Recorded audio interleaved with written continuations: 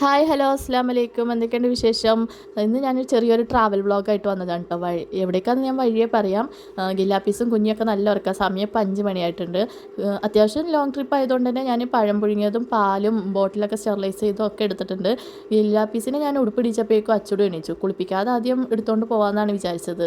വഴിയിൽ എവിടെയെങ്കിലും വെച്ച് ഫ്രഷ് ആക്കാമെന്ന് വിചാരിച്ചു. പിന്നെ വിചാരിച്ചു അവൾ എണീച്ച സ്ഥിതിക്ക് ഞാൻ വിചാരിച്ചു കുളിപ്പിച്ചേക്കാം, തലേനച്ചനെ കുളിപ്പിച്ചു കേട്ടോ. അപ്പോഴും അമ്പടും നല്ല ഉറക്കമാണ്. കുഞ്ഞും എന്തേ ബ്രഷൊക്കെ ചെയ്ത് കുളിക്കാനുള്ള റെഡി ആയിട്ടുണ്ട്. ഞാൻ കുളിപ്പിച്ചു. അപ്പോഴേക്ക് കാക്ക ഡ്രസ്സൊക്കെ ചെയ്തു. ഇപ്പോൾ കുഞ്ഞും അച്ചടും കുളിച്ചിട്ടുണ്ട്. അമ്പടും ആണെങ്കിൽ എന്ത് ചെയ്താൽ എണീക്കണില്ല, അല്ലെങ്കിൽ പെട്ടെന്ന് എണീക്കുന്ന ആളാട്ടോ. എങ്ങടാ? ഫാമിലി ടൂറാ? ഓക്കെ. കുഞ്ഞ് ഭയങ്കര എക്സൈറ്റഡ് ആട്ടോ. ഫാമിലി ടൂർ എന്നൊക്കെയാണ് അവൾ പറയണത്. അങ്ങനെ ഞങ്ങളുടെ സുബഹിസ്കാരമൊക്കെ കഴിഞ്ഞ് ഞങ്ങൾ വീട്ടിൽ നിന്ന് ഇറങ്ങി.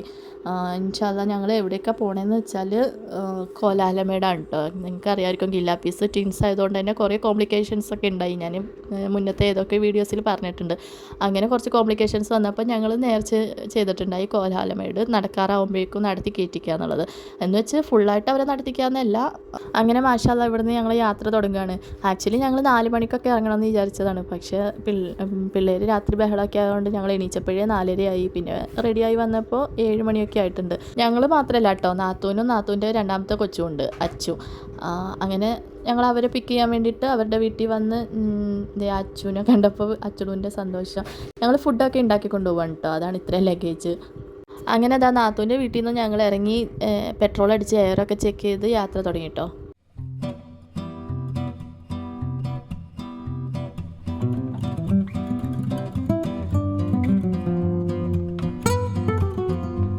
അടിപൊളി വെതറായിരുന്നു. മൂവാറ്റുപുഴ വിട്ട് തൊടുപുഴ എത്തിയപ്പോഴേ നല്ല കോടയൊക്കെ തുടങ്ങിയിട്ടുണ്ടായി.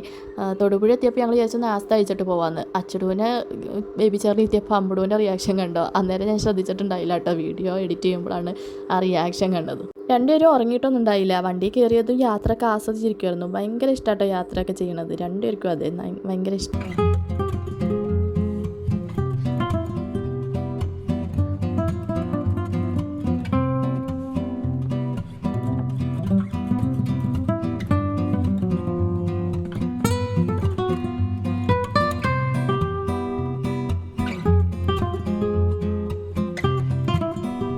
അങ്ങനെ അതാ നാസ്തൊക്കെ കഴിച്ച് ഞങ്ങൾ വീണ്ടും യാത്ര തുടങ്ങിയിട്ടുണ്ട്.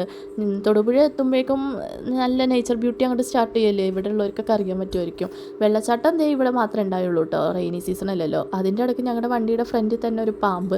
അത് പാസ് ചെയ്ത് പോണതും കണ്ടില്ല. പിന്നെ ഞങ്ങൾക്ക് പേടിയായി, വണ്ടിയുടെ അടിയിലെങ്ങാനും കയറിയിരിക്കണ്ടോന്ന്. അങ്ങനെ വീഡിയോ വെച്ച് നോക്കിയതാണ് കേട്ടോ. വീഡിയോയിലൊന്നും കണ്ടില്ലെങ്കിലും കുറച്ച് നേരത്തേക്ക് കുറച്ച് ടെൻഷൻ തന്നെയായിരുന്നു. പാമ്പിനെ കണ്ടാൽ അതിൻ്റെ ഒരു ഹാങ് ഓവർ കുറച്ച് കഴിയണമല്ലോ മാറണമെങ്കിൽ. അങ്ങോട്ട് പോകുന്നതോറും നേച്ചറിൻ്റെ ബ്യൂട്ടി കൂടി വരുമായിരുന്നു കേട്ടോ. ഇവിടെയൊക്കെ ഇറങ്ങണം എന്നുണ്ടായി. പക്ഷേ ഞങ്ങളുടെ പ്രയോറിറ്റി സിയാറത്തായതുകൊണ്ട് തന്നെ അത് കഴിഞ്ഞ് വരുമ്പോൾ നമുക്ക് എവിടെയെങ്കിലും ഇറങ്ങാമെന്ന് വിചാരിച്ചിട്ടുണ്ട് ഇൻഷാ അല്ലാഹ്.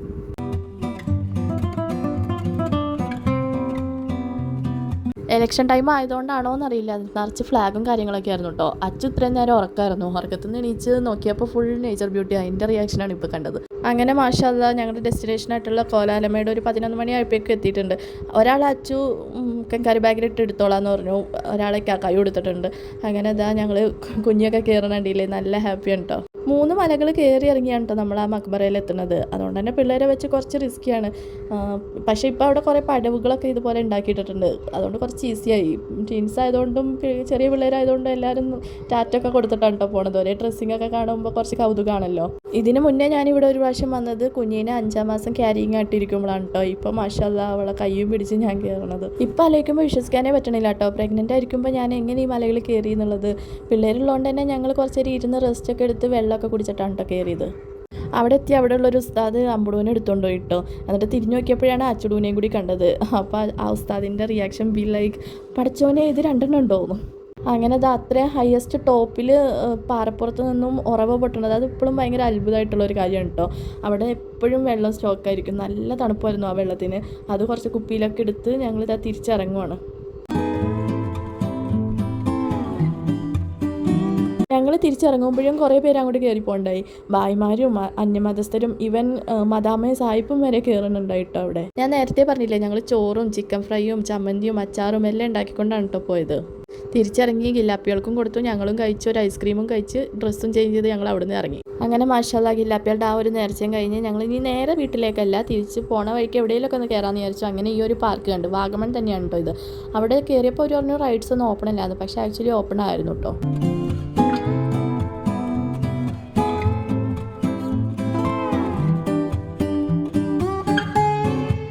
ബാബായും മോളും കൂടി അഭിനയിക്കണ ഈ ഒരു മൂവീസിന് എത്തിയാണെന്നൊന്നും പറയണ്ടല്ലോ അല്ലേ. അവിടെ എത്തിയപ്പോൾ ഞങ്ങൾ ഒരു റൈഡിലും കയറണില്ല എന്നൊക്കെ വിചാരിച്ചതാണ്. പിന്നെ ഒരു കോംബോ ഓഫർ ഉണ്ടെന്ന് പറഞ്ഞപ്പോൾ ഞാനും അച്ഛൻ കൂടി ഏതെങ്കിലും ഒരു റൈഡിൽ കയറാമെന്ന് വിചാരിച്ചു. ടെൻഷൻ ഉണ്ടാടി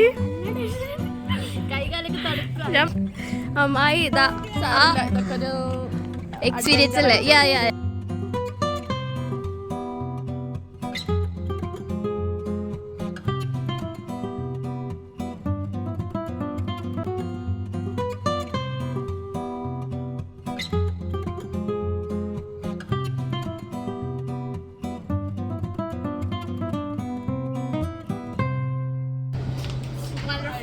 അടിപൊളി. ഇവിടുന്ന് പോയപ്പോ നന്നായിട്ട് പേടിച്ചു, പക്ഷെ വന്നപ്പോ എല്ലാ വ്യൂവും കണ്ടതാണ്. അയ്യോ, ഈ ഒരു റൈഡ് അതിലും അഡ്വഞ്ചർ ആയിരുന്നു കേട്ടോ. ഇതിൻ്റെ സൗണ്ട് കേൾക്കുമ്പോഴേ നമ്മൾ ഞെട്ടിപ്പോവും. അമ്മോടും താത്ത ഇപ്പം ഞെട്ടുതേ കണ്ട. അതിൻ്റെ സൗണ്ടും അമ്മാതിരിയാണ്. പിന്നെ അവർ മേളിൽ ചെന്നിട്ട് ഫ്ലിപ്പ് ആവണൊക്കെ കാണുമ്പോൾ നമ്മൾ വിചാരിക്കും പെരടി ഉളുക്കുമെന്ന്. കണ്ടിട്ട് ഞങ്ങളുടെ തന്നെ ഉളുക്കുമായിരുന്നു. പിന്നെ അപ്പോഴേക്കും അച്ചൂടും എണീച്ചു, രണ്ടുപേരെയും ഒന്ന് വാഷ്റൂമിലൊക്കെ കൊണ്ടുപോയി കൊണ്ടുവന്നു കേട്ടോ.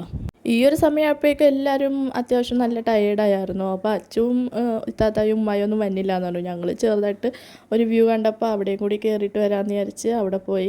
പിന്നെ വീഡിയോസൊന്നും എടുത്തില്ല, ഫാമിലി ഫോട്ടോ ഒക്കെ എടുത്ത് അവിടെ നിന്ന് നേരെ ഇറങ്ങി. നല്ലൊരു തേയിലത്തോട്ടത്തിൻ്റെ നടുക്ക് ഒരു ചായക്കട കണ്ടു, ബജ്ജിയൊക്കെ ആയിട്ട്. അവിടെ നിന്ന് ചായ കുടിക്കാമെന്ന് വിചാരിച്ച്. നല്ല വ്യൂ ആയിരുന്നു കേട്ടോ. അത്യാവശ്യം നല്ല കോടയൊക്കെ ആയിട്ട് നല്ലൊരു ക്ലൈമറ്റും നല്ല വ്യൂ പോയിൻറ്റിൽ ഇരുന്ന് ചായ കുടിക്കാമെന്ന് വിചാരിച്ച്. അവിടെ ചൂടോടെ ഉണ്ടാക്കി തരുമായിരുന്നു കേട്ടോ ചേട്ടൻ. നമുക്ക് എന്താണ് ആവശ്യമെന്ന് പറഞ്ഞു കഴിഞ്ഞാൽ മുട്ട ബജ്ജി, മുളക് ബജ്ജി, അങ്ങനത്തെ എന്ത് വേണമെങ്കിലും ലൈവായിട്ട് ഉണ്ടാക്കി ചൂടോടെ ഉണ്ടാക്കി തരുമായിരുന്നു. അതുകൊണ്ട് നല്ല ടേസ്റ്റായിരുന്നു. ആ ചേട്ടനാണെങ്കിൽ അതിലും പൊളിയായിരുന്നു കേട്ടോ, നല്ലൊരു ക്യാരക്ടർ. ആ ചേട്ടൻ്റെ ഫുഡ് പോലെ തന്നെ ഭയങ്കര പൊളിയായിരുന്നു. ഞങ്ങളിതേ മുട്ട ബജ്ജിയും മുളക് ബജ്ജിയും ഒക്കെ കഴിച്ച്, കുഞ്ഞിക്ക് ഇതൊന്നും വേണ്ടാന്ന് പറഞ്ഞൊരു ലേസാണ് കേട്ടോ കഴിച്ചത്. അതും കഴിച്ച് ഞങ്ങളിതേ ഇവിടെ നിന്ന് ഇറങ്ങി.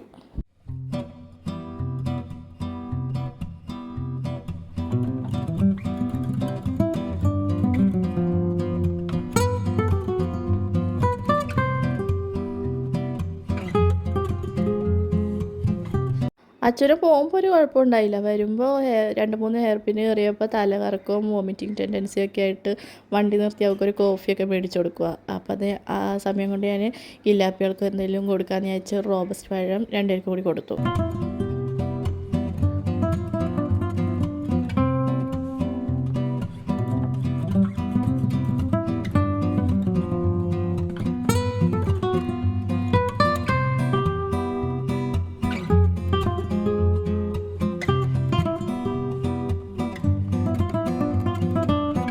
അങ്ങനെ അൽഹംദുലില്ലാ ഞങ്ങൾ മൂവാറ്റുപുഴയിലെത്തി. എല്ലാവർക്കും ഒരു കുഴിമന്തി ക്രേവിങ്സ്. അച്ഛൻ പൊതുവേ കുഴിമന്തി കഴിക്കില്ല, ബാക്കി എല്ലാവർക്കും ഒരു കുഴിമന്തി ക്രേവിങ്സ്. അങ്ങനെ ക്ലബ് ഷവായ കയറി അവിടെ ഒന്നും ഉണ്ടായില്ല. 5-6 കട അന്വേഷിച്ചു കേട്ടോ, പക്ഷേ അവിടെ ഉണ്ടായില്ല. അവസാനം വീടിൻ്റെ അടുത്തുള്ള ഓല എന്ന് പറഞ്ഞൊരു ഷോപ്പിൽ തന്നെ കയറി ഭക്ഷണമൊക്കെ കഴിച്ച് വീട്ടിലേക്ക് പോയി. അപ്പോൾ ഇന്ന് ഇത്രയൊക്കെ ഉള്ളൂ. വീഡിയോ ഇഷ്ടമെങ്കിൽ ലൈക്ക് ചെയ്യണേ.